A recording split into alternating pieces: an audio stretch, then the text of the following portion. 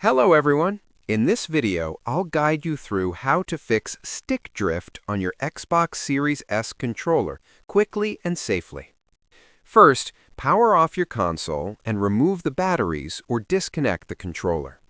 Gently clean around the thumbstick using a microfiber cloth and some isopropyl alcohol to remove dust or debris that may be causing drift. Next, move the thumbstick in all directions several times to loosen any dirt stuck underneath. You can also use compressed air around the base of the stick for a deeper clean. If the drift persists, try recalibrating the controller.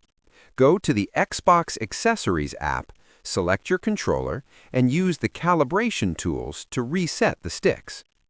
In cases where cleaning and recalibration don't help, your controller may need a firmware update or professional repair.